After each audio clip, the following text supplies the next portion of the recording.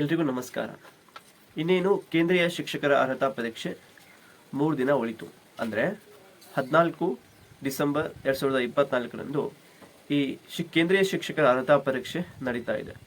ಈ ಪರೀಕ್ಷೆಗೆ ಕೊನೆಯ ಹಂತದ ಒಂದು ಎಡ್ಜಿಂಗ್ ಟಿಪ್ಸ್ ಮತ್ತು ಟ್ರಿಕ್ಸ್ಗಳು ಏನಿರಬೇಕು, ಯಾವ ರೀತಿಯಾಗಿ ಎಕ್ಸಾಮ್ಸನ್ನು ನಾವು ಕ್ರ್ಯಾಕ್ ಮಾಡಬಹುದು, ಅದಕ್ಕೆ ಕೆಲವೊಂದು ಟೆಕ್ನಿಕ್ಸ್ಗಳೇನು, ಮತ್ತು ಆ ಟೆಕ್ನಿಕ್ಸ್ಗಳನ್ನು ನಾವು ಎಕ್ಸಾಮ್ ಸೆಕ್ಷನ್ಸ್ ಒಳಗೆ ಯಾವ ರೀತಿಯಾಗಿ ಯೂಸ್ ಮಾಡಬೇಕು ಅನ್ನೋದು ಈ ವಿಡಿಯೋದೊಳಗೆ ನಾವು ತಿಳ್ಕೊಳ್ತೀವಿ. ಅನೇಕ ವಿದ್ಯಾರ್ಥಿಗಳದ್ದು ಒಂದು ಕನಸಾಗಿರ್ತದೆ, ನಾನು ಕೇಂದ್ರೀಯ ವಿದ್ಯಾಲಯದ ಮತ್ತು ಜವಾಹರ್ಲಾಲ್ ಎಂದು ಶಾಲೆಯ, ಅದೇ ರೀತಿಯಾಗಿ ಆರ್ಮಿ ಪಬ್ಲಿಕ್ ಸ್ಕೂಲ್ದು ಮತ್ತು ಬೇರೆ ಬೇರೆ EMRS ಆಗಿರ್ಬೋದು, ಇವೆಲ್ಲ ಶಾಲೆಗೆ ಈ ಒಂದು CTET ಪರೀಕ್ಷೆಯ ಎಲಿಜಿಬಿಲಿಟಿ ಸರ್ಟಿಫಿಕೇಟ್ ಕಡ್ಡಾಯವಾಗಿ ಬೇಕಿರ್ತದೆ. ಕ್ವಶನ್ಸ್ ಇದೆ, ಸರ್ ನೀವು CTET ಪಾಸ್ ಆಗಿದ್ದೀರಿ ಅನ್ನೋದು. Of course I have qualified CTET. So already ನಾನು ಜುಲೈ 2024 ಒಂದು ಪರೀಕ್ಷೆ ಒಳಗೆ ಕ್ವಾಲಿಫೈ ಆಗಿದ್ದೇನೆ. ಆ ಸರ್ಟಿಫಿಕೇಟ್ ಕೂಡ ನೀವು ನೋಡ್ತಾ ಇದ್ರಿ. ಇನ್ನು ಎರಡನೇ ಇಂಪಾರ್ಟೆಂಟ್ ಥಿಂಗ್ ಏನಂತಂದ್ರೆ, ಸೊ ಈ ಒಂದು ಪರೀಕ್ಷೆ ಬಹಳ ಏನಾಗಿರ್ತದ, ನಿಮಗೆ ಆಪ್ಷನ್ಸ್ಗಳಲ್ಲಿ ನೀವು ಎಲಿಮಿನೇಷನ್ ಟೆಕ್ನಿಕನ್ನು ಯೂಸ್ ಮಾಡಬೇಕು. ಸೊ ಆ ಎಲಿಮಿನೇಷನ್ ಟೆಕ್ನಿಕ್ಸ್ ನಿಮ್ಗೆ 100% ವರ್ಕ್ ಆಗ್ತೈತಿ. ಸೊ ನಾನು ಫಸ್ಟ್ ಈ ಸ್ಕ್ರೀನ್ ಮೇಲೆ ನೋಡ್ತಾ ಇದ್ದೆ, which of the following correctly describes culturally responsive teaching to cater to diverse group of students ಅಂತ ಇದೆ. ಸೊ ಈ ಒಂದು ಕ್ವಶನ್ಸ್ ಒಳಗೆ ಅವರು ಆಪ್ಷನ್ಸ್ಗಳನ್ನು ಕೊಟ್ಟಾರ.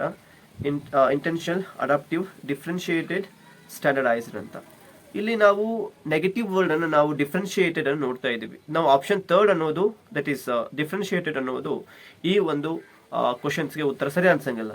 ಹೀಗಾಗಿ ನಾವು ಆಪ್ಷನ್ 3 ಎಲಿಮಿನೇಟ್ ಮಾಡಿದ್ರೆ, ಆಪ್ಷನ್ 3 ಎರಡನೇ ಆಪ್ಷನ್ ಅಲ್ಲಿ ಕೂಡ ಇದೆ, 3ನೇ ಆಪ್ಷನ್ ಅಲ್ಲಿ ಕೂಡ ಇದೆ, ಮತ್ತು 4ನೇ ಆಪ್ಷನ್ ಅಲ್ಲಿ ಕೂಡ ಇದೆ. ಸೊ ಹೀಗಾಗಿ ಈ ಒಂದು ಪ್ರಶ್ನೆಗೆ ಉತ್ತರ 1 ಸರಿ ಆಗ್ತದೆ.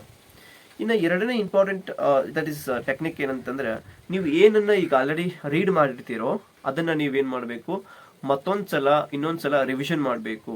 ಇದು ಎಕ್ಸಾಮ್ಸ್ ಒಳಗೆ ಬಹಳ ಹೆಲ್ಪ್ ಆಗೈತಿ. Please read and revise again. Progressive education children are perceived as A progressive education ಒಳಗೆ ಒಂದು ಮೇನ್ ಚಿಲ್ಡ್ರನ್ ಆಬ್ಜೆಕ್ಟಿವ್ ಏನಿರ್ತೈತಿ ಅಂತ ಕೇಳ್ತಾರೆ ಅವರು. Innocent and dependent.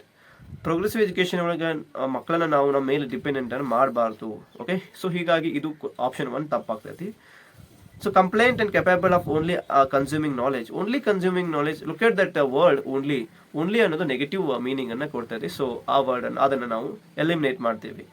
In the 4th one ನೋಡಿ, vulnerable and need of protection. ನಾವು ಯಾಕೆ ಪ್ರೊಟೆಕ್ಷನ್ ಕೊಡಬೇಕು ವಿದ್ಯಾರ್ಥಿಯನ್ನು ನಾವು ಇಲ್ಲಿ ಏನು ಮಾಡಬೇಕು, ಕೆಪಾಸಿಟಿಯನ್ನು ಬಿಲ್ಡ್ ಮಾಡಬೇಕು, ಅವರಲ್ಲಿರುವಂಥ ನಾಲೆಜ್ ಮತ್ತು ಮೀನಿಂಗ್ ಮೇಕರ್ಸ್ ಅನ್ನು ಮಾಡಬೇಕು. ಹೀಗಾಗಿ option 3 is a right answer. Negative word ಅನ್ನು ನಾವೇನು ಮಾಡಬೇಕು, ಕ್ವಶನ್ಸ್ ಒಳಗೆ ಅವಾಯ್ಡ್ ಮಾಡಬೇಕು. ಪಾಸಿಟಿವ್ ಮೀನಿಂಗ್ ಕೊಡುವಂತಹ ಆಪ್ಷನ್ಸ್ ಅನ್ನು ನಾವು ಆಲ್ಮೋಸ್ಟ್ 90%, 99% ಅನ್ನು ನಾವೇನಾದರೂ ಚಾಯ್ಸ್ ಮಾಡಿದ್ರೆ ಆ ಉತ್ತರ ಸರಿ ಆಗ್ತೈತಿ. ಓಕೆ, ಟಿಪ್ಸ್ ಏನಂತಂದ್ರೆ ಟೈಮ್ ಮ್ಯಾನೇಜ್ಮೆಂಟ್. ಅನೇಕ ವಿದ್ಯಾರ್ಥಿಗಳು CTET ಪರೀಕ್ಷೆಗಳಿಗೆ ಪ್ರತಿ ಬಾರಿ ಫೇಲ್ ಆಗೋದು ಟೈಮ್ ಮ್ಯಾನೇಜ್ಮೆಂಟ್. ಇಲ್ಲಿ ಏನಾಕೈತಿ ಅಂತಂದ್ರೆ, 150 ಕ್ವಶನ್ಸ್ ಇರ್ತಾವ, 2.5 ತಾಸು ನಿಮಗೆ ಪರೀಕ್ಷೆನ ಬರಲಿಕ್ಕೆ ಕೊಡ್ತಾರ. ಆದರೆ ಇಲ್ಲಿ ಮುಖ್ಯ ಉದ್ದೇಶ ಏನಂತಂದ್ರೆ, ಪ್ರತಿಯೊಂದು ಪ್ರಶ್ನೆ ಕೂಡ ಅನಲೈಸ್ ಮಾಡಿ ಉತ್ತರ ಹಾಕೋದಿರ್ತೈತಿ. ಸೊ ಅಕ್ಸೆಪ್ಟ್ ಸೋಷಿಯಲ್ ಸೈನ್ಸ್ ಮತ್ತು ಸೈನ್ಸ್ ವಿದ್ಯಾರ್ಥಿಗಳಲ್ಲಿ ಏನಾಗ್ತೈತಿ ಅಂತಂದ್ರೆ, ಅವರು ನೇರವಾಗಿ ಪ್ರಶ್ನೆ ಕೇಳಿದ್ರೆ ಉತ್ತರ ಸಿಗ್ತೈತಿ. ಬಟ್ ಅಲ್ಲಿ ಕೂಡ ಏನ್ ಮಾಡ್ತಾರೆ, ನಿಮಗೆ ಪರೋಕ್ಷವಾಗಿ ಪ್ರಶ್ನೆಯನ್ನ ಅವರು 100% ಕೇಳ್ತಾರೆ. ಅಲ್ಲಿ ಪ್ರಶ್ನೆಯನ್ನ ಓದಿ ಉತ್ತರ ಹಾಕ್ಲಿಕ್ಕೆ ಕೇವಲ ನಾವು 1 ನಿಮಿಷ ತೆಗೆದುಕೊಳ್ಬೇಕು. ನಾವೇನಾದ್ರೂ ಹೆಚ್ಚಿಗೆ ತೆಗೆದುಕೊಂಡ್ರೆ ಅಲ್ಲಿ 100% ನಾವು 20 ರಿಂದ 30 ಕ್ವಶನ್ಸ್ ವಿತೌಟ್ ರೀಡಿಂಗ್ ಇಲ್ಲದೆ ನಾವು ಟಿಕ್ ಮಾರ್ಕ್ ಹಾಕಿ ಬರ್ಬೇಕಾಗ್ತೈತಿ. ಸೊ ಇದನ್ನು ನಾವೇನ್ ಮಾಡಬೇಕು, ಫಸ್ಟ್ಗೆ ನಾವು ಪ್ರಿಫರೆನ್ಸ್ ಕೊಡಬೇಕು. ಫಸ್ಟ್ಗೆ ಹೋದ ತಕ್ಷಣ ನಾನು ಯಾವ ಸೆಕ್ಷನ್ ಅಟೆಂಡ್ ಮಾಡಬೇಕು. ನಾನು ಯಾವ ರೀತಿ ಮಾಡಿದ್ದೆ ಅಂದ್ರೆ, ಓಕೆ, ಫಸ್ಟ್ 60 ಮಿನಿಟ್ಸ್ ಲ್ಯಾಂಗ್ವೇಜ್ ಕೊಡ್ತೀನಿ ನಾನು. ಸೊ ಸೆಕೆಂಡ್ 30 ಮಿನಿಟ್ಸ್ ನಾನು ಸೈಕಾಲಜಿ ಕೊಡ್ತೀನಿ. ನೆಕ್ಸ್ಟ್ 60 ಮಿನಿಟ್ ನನ್ನ main subject that is social science ಇದೆ, ಸೋಷಿಯಲ್ ಸೈನ್ಸ್ ಇದೆ ಸೈನ್ಸ್. ನಾನು 30 ಮಿನಿಟ್ಸ್ ಅಲ್ಲಿ ಮತ್ತು 60 ಮಿನಿಟ್ಸ್ ಒಳಗೆ ನಾನು ಲ್ಯಾಂಗ್ವೇಜ್ 1 ಲ್ಯಾಂಗ್ವೇಜ್ 2 ಕವರ್ ಮಾಡ್ಲಿಕ್ಕೆ ಆಗಲಿಲ್ಲ. ಅಲ್ಲಿ 65 to 70 ಮಿನಿಟ್ಸ್ ಕೊಟ್ಟೆ. ನೆಕ್ಸ್ಟ್ ಸೈಕಾಲಜಿಯಲ್ಲಿ ನಾ ಏನು ಮಾಡಿದೆ, ಸೊ 30 ಮಿನಿಟ್ಸ್ ಕೊಡೋ ಬದಲಿಗೆ ಅಲ್ಲಿ 25 ಮಿನಿಟ್ಸ್ ಅಲ್ಲಿ 30 ಕ್ವಶನ್ಸ್ ಅನ್ನು ಸಾಲ್ವ್ ಮಾಡ್ಕೊಂಡ್ಬಿಟ್ಟೆ. ಅಲ್ಲಿ ನಾನು 5 ನಿಮಿಷನ ಮತ್ತೆ ರಿಕ್ಯಾಪ್ ಮಾಡ್ಕೊಂಡೆ ಅಂತ ಹೇಳಿ ಅಡ್ಜಸ್ಟ್ ಮಾಡ್ಕೊಂಡೆ. ಇನ್ನು ಸೋಷಿಯಲ್ ಸೈನ್ಸ್ ಏನು ಉಳಿತಲ್ಲ, ಅಲ್ಲಿ 60 ಏನಿರಲಿಲ್ಲ, ನನಗೆ ಟೈಮ್ ಇರಲಿಲ್ಲ, 60 ಮಿನಿಟ್ಸ್ ಇರಲಿಲ್ಲ. ಸೊ ನಾನು 55 ಮಿನಿಟ್ಸ್ ಒಳಗೆ 60 ಕ್ವಶನ್ಸ್ ಅನ್ನ ಸ್ವಲ್ಪ ಸ್ಪೀಡ್ ಆಗಿ ಓದ್ತಾ ಅಟೆಂಡ್ ಮಾಡಿದೆ. ಈ ರೀತಿಯಾಗಿ ನಾನು ಇರುವ ಒಂದು ಸಮಯದೊಳಗಡೆ ಸರಿಯಾಗಿ ಸಮಯವನ್ನ ಬಳಕೆ ಮಾಡಿಕೊಂಡು ನಾನು ಏನ್ ಮಾಡಿದೆ, ಟೈಮ್ ಅನ್ನ ಅಡ್ಜಸ್ಟ್ ಮಾಡ್ಕೊಂಡೆ. ನೀವು ಎವ್ರಿ ಒಂದು ಸೆಕ್ಷನ್ ಮುಗಿದ ತಕ್ಷಣ ಅಲ್ಲಿರುವಂತಹ ಸೂಪರ್ವೈಸರ್ ಅವ್ರಿಗೆ ನೀವು ಕ್ವಶನ್ ಮಾಡಬೇಕು, ಸರ್ ಟೈಮ್ ಎಷ್ಟು ಉಳಿತು ಅಂತ. ಅವರು ನಿಮ್ಮ ಹತ್ರ ಬಂದಾಗ ನೀವು ಟೈಮ್ ಕೇಳ್ತಾ ಎಕ್ಸಾಮ್ಸ್ ಅನ್ನ ಬರೆದ್ರೆ ನಿಮ್ಗೆ ಯಾವುದೇ ಕೂಡ ಭಯ ಇರೋದಿಲ್ಲ. ಸೊ ಟೈಮ್ ಮ್ಯಾನೇಜ್ಮೆಂಟ್ ಮಾಡೋದು ನಿಮ್ಮ ಒಂದು ಯಶಸ್ಸಿಗೆ ಕಾರಣ ಆಗತಿ. ಎಸ್ಪೆಷಲಿ ಅದು ಎಕ್ಸಾಮ್ ಒಂದು ಸೆಂಟರ್ ಒಳಗೆ ನೀವು ಟೈಮ್ ಮ್ಯಾನೇಜ್ ಮಾಡೋದನ್ನ ಕಲಿಬೇಕು. ಇನ್ನು ಅನದರ್ ಥಿಂಗ್ ಏನಂತಂದ್ರೆ ಇಲ್ಲಿ avoid the negative word in the sentences. So ನಾವು ನೆಗೆಟಿವ್ ವರ್ಡ್ ಅನ್ನ ನಾವು ಆಲ್ಮೋಸ್ಟ್ ಆಗಿ ಏನ್ ಮಾಡಬೇಕು, ಅವಾಯ್ಡ್ ಮಾಡಬೇಕು. ಒಂದು ಕ್ವಶನ್ ಅನ್ನ ನಾನು ನಿಮ್ಮ ಮುಂದೆ ಓದಲಿಕ್ಕೆ ಇಷ್ಟಪಡ್ತೀನಿ. ಓಕೆ, ಸೊ ಜೀನ್ ಪಿಯಾಜೆ theory of cognitive development implicates that. ಏನ್ ಇಂಪ್ಲಿಕೇಟ್ ಮಾಡ್ತೈತೆ ಅಂತ ಕೇಳ್ತಾರೆ ಅವರು.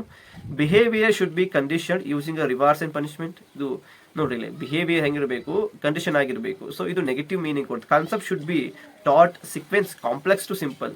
ಸೊ ಇದು ಬರಂಗೇ ಇಲ್ಲ. Okay, focus of teaching should be outcome of activity instead of process of thinking. Process of thinking ಬದಲಿಗೆ ಬರೀ ಔಟ್ಕಮ್ನ ಥಿಂಕ್ ಮಾಡೋದು ರಾಂಗ್ ಆಗ್ತೈತಿ. ಸೊ ದಟ್ ನಾವು curriculum should be design keeping children age group stage of mind. So ಈ ಒಂದು ಏನು ನಮ್ಗೆ ಏನ್ ಮೀನಿಂಗ್ ಕೊಡ್ತೈತಿ ಅಂತಂದ್ರೆ ಇದು ಥರ್ಡ್ ಆಪ್ಷನ್. ಅಲ್ಲಿ ಅವರ ಏಜ್ ತಕ್ಕಂಗೆ ನಾವು ಕರಿಕ್ಯುಲಮ್ ಅನ್ನ ಡೆವಲಪ್ ಮಾಡಿರ್ಬೇಕು. ಸೊ ಅಲ್ಲಿ ಪಾಸಿಟಿವ್ ಮೀನಿಂಗ್ ಕೊಡುವಂತಹದನ್ನು ನಾವು ಆಲ್ಮೋಸ್ಟ್ ಚಾಯ್ಸ್ ಮಾಡಬೇಕು. ಇನ್ನು ಮಾಕ್ ಟೆಸ್ಟ್ ಬರೋದಾದ್ರೆ ಇದು ನೆಕ್ಸ್ಟ್ ಇಂಪಾರ್ಟೆಂಟ್ ಟಿಪ್ಸ್ ಏನಂತಂದ್ರೆ ಮಾಕ್ ಟೆಸ್ಟ್. ನೀವು ಪರೀಕ್ಷೆನೇ ಬರ್ಲಿಕ್ಕೆ ಹೊಂಟಿರಿ, ಬಟ್ ವಿತೌಟ್ ಮಾಕ್ ಟೆಸ್ಟ್ ಇಲ್ಲದೆ ನೀವೇನಾದ್ರೂ ಪ್ರಿವಿಯಸ್ ಇಯರ್ ಕ್ವಶನ್ ಪೇಪರ್ಸ್ ತೆಗೆದುಕೊಳ್ಳು ಅಥವಾ ಬೇರೆ ಯಾವ್ದಾದ್ರು ಏನು ಅದರ್ ಮಟೀರಿಯಲ್ಸ್ ಇದ್ದು ಒಂದು ಮಾಕ್ ಟೆಸ್ಟ್ ಅನ್ನೋದು ಕಂಡಕ್ಟ್ ಮಾಡ್ಕೋಬೇಕು ನಿಮ್ಮಷ್ಟಕ್ಕೆ ನೀವೇ. ನೀವು ಎಲ್ಲದಿರಿ ಅನ್ನೋದು ಇಂಪಾರ್ಟೆಂಟ್ ಅಲ್ಲ. ನೀವು ಲೈಬ್ರರಿಲಿ ಇರಿ, ಕೋಚಿಂಗ್ ಸೆಂಟ್ರಲ್ಲಿ ಇರಿ ಅಥವಾ ಮನೇಲಿ ಇರಿ, just download the question papers and then ಒಂದು OMR ಶೀಟ್ ತಗೊಳ್ರಿ. OMR ಶೀಟ್ ತಗೊಂಡು ಅದನ್ನು ನೀವೇನ್ ಮಾಡಬೇಕು, ಇನ್ ಡೀಟೇಲ್ ಆಗಿ ನೀವು ಕ್ವಶನ್ಸ್ಗಳನ್ನ ಅಟೆಂಡ್ ಮಾಡ್ತಾ ಹೋಗಬೇಕು. ಅಲ್ಲಿ ಟೈಮ್ ಅನ್ನ ನೀವೇನ್ ಮಾಡಬೇಕು, ಆನ್ ಮಾಡ್ಕೊಂಡು ನೀವು ಟೆಸ್ಟ್ ಮಾಡ್ಕೋಬೇಕು. 1 ನಿಮಿಷದೊಳಗೆ ನಾನು ಒಂದು ಕ್ವಶನ್ ಬಿಡಿಸ್ಲಿಕ್ಕೆ ಬಲ್ಲೆಯ.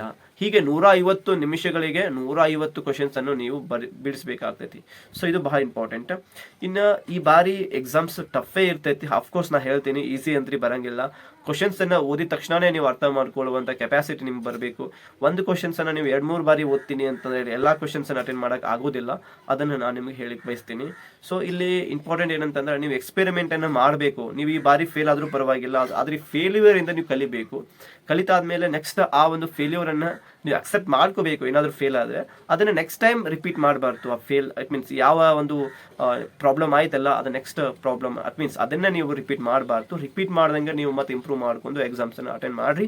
ವರ್ಷದೊಳಗೆ 2 ಬಾರಿ ನೀವು ಈ ಒಂದು CTET ಕರೀತಾರ. ಸೊ ನಿಮ್ಗೆ ಇದು ಬಹಳ ಹೆಲ್ಪ್ ಆಕೈತಿ. ಯಾರು ಇದ್ರ ಬಗ್ಗೆ ನೆಗ್ಲೆಕ್ಟ್ ಆಗಿ ನೆಗೆಟಿವ್ ಆಗಿ ಮಾತಾಡ್ತಾರ, ಸೊ ಆ ಮಾತನ್ನ ಕೇಳಿಸ್ಕೋಬೇಡ್ರಿ. ನಿಮಗೆ ಬಹಳಷ್ಟು ಅವಕಾಶಗಳದಾವ. ನಿಮಗೆ ಹೆಚ್ಚಿನ ಏನಾದರೂ ಮಾಹಿತಿ ಬೇಕಾದ್ರೆ ನಮ್ಮ ಟೆಲಿಗ್ರಾಮ್ ಗ್ರೂಪ್ ಮತ್ತು ವಾಟ್ಸ್ಆಪ್ ಗ್ರೂಪಿಗೆ ಕೂಡ ಜಾಯ್ನ್ ಆಗ್ಬೋದು. I will be there for your help. So ನನ್ನ ವಿಡಿಯೋ ನಿಮಗೆ ಬಹಳ ಹೆಲ್ಪ್ಫುಲ್ ಆಗಿದೆ ಅನ್ಕೊಳ್ತಾ ಇದ್ದೀನಿ. ಇನ್ನೇನು 3-4 ದಿನ ಎಕ್ಸಾಮ್ಸ್ ಓದೈತಿ. ಆ ಎಕ್ಸಾಮ್ಸ್ಗೆ ಚೆನ್ನಾಗಿ ತಯಾರಿ ಮಾಡ್ರಿ. ನಿಮ್ಮ ಫ್ರೆಂಡ್ಸ್ಗೂ ಕೂಡ ಈ ವಿಡಿಯೋನ ಶೇರ್ ಮಾಡ್ರಿ, ಅವ್ರಿಗೆ ಕೂಡ ಹೆಲ್ಪ್ ಆಕೈತಿ. So again thank you for watching this informative video. Have a nice day. Bye.